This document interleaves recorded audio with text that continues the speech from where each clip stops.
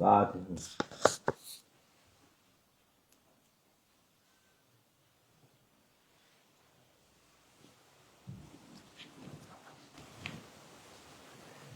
Selamünaleyküm.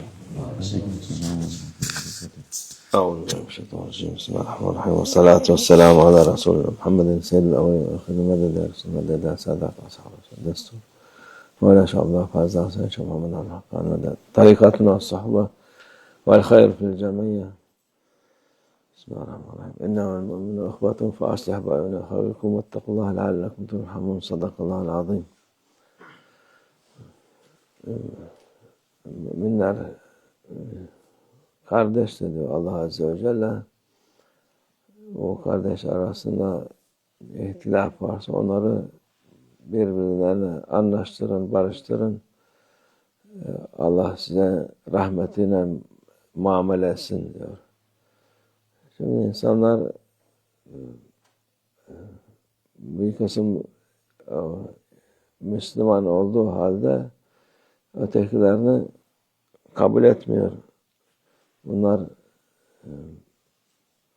Müslüman, biziz Müslüman diyor. Ötekiler değil diyor. Halbuki La ilahe illallah Muhammeden Resulullah diyen hepsi Müslümandır. Yani günahkar olur. Başka türlü olur, yani şey yapar, her türlü şey olabilir ama en nihayet onlar Müslüman sayılır. Onları da ıslah etmesi lazım. Aralarında nedir ihtilafsa onu kaldırmak lazım ortadan. Ama tabii o olacak ancak son Mehdi Aleyhisselam çıkınca o ihtilaf kalkar, bir problem kalmaz.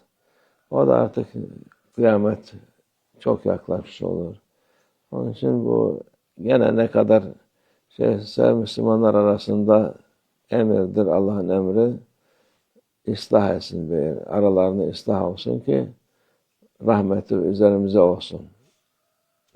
Yani bu günahkar da olur, yoldan çıkmış olur falan ama madem daha La ilahe illallah Muhammed Resulullah dedikten sonra onlara Müslüman olarak bakılır. Allah muhafaza etsin. Şimdi bazıları cahil insanlar bir şey yaptıklarını zannediyorlar. Dinden çıktık diyorlar, şey yapıyorlar. Onların Allah muhafaza etsin. Onlar çok şey kaybetmiş oluyorlar. Hiçbir şey kazandıkları yok. Nefislerini tatmin etmiş oluyorlar. Nefislerinin altında ezilmiş oluyorlar. Şeytanın kölesi olmuş oluyorlar. Allah'ın kulu değil de şeytanın kölesi. Allah'a kul olunur. Köle şeytana olunur. Onun için dikkat etmek lazım. Bu dediğimiz gibi en azından kelime-i tevhid çekmesi lazım insanın. Yani o şeyi kabul ettikten sonra ondan sonrası ne kadar günah falan varsa onlar hepsi kolay. Çünkü sonunda Allah'ın rahmetine kavuşur o insan. Yok ondan dinden çıkmış olursa o vakit vay haline. Allah muhafaza etsin. Çoluk çocuk cahil çok. Okudukça daha cahil oluyorlar. Bir şey yaptıklarını zannediyorlar. Şu filozofun şeyine, şu düşünürün peşine düşüp şu yoldan okudukça kendilerini bir şey zannediyorlar. Anne babayı, toplumu cahil diye şey yapıyorlar. Halbuki esas cahil onlar. Allah Azze ve Celle'yi tanımayan cahil odur. Cahil, okumuş cahil odur. Okudukça daha cehalete düşüyorlar. Daha bilgisizliğe düşüyorlar.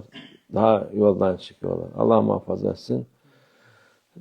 Şeytan ve zeyyenele şeytan. Şeytan zinet, süslü gösteriyor. Daha güzel gösteriyor o şey. Halbuki daha hiç bir tutulacak tarafı yok. En edna şey kelime şehadet getirdikten sonra ondan sonrası Allah affına girer Allah'ın izniyle. Allah onların kalplerine de her türlü iyiliği verir. Allah tanımayan hiçbir iyilik bulamaz. Allah muhafaza etsin. Yüzü kararır, kalbi kararır. Sevilmeyen bir mahlukat olur. Allah hidayet versin cahillere, yoldan çıkanlara yola gelsin inşallah. Hidayet olsun. Amin. Tevfik. El Fatiha.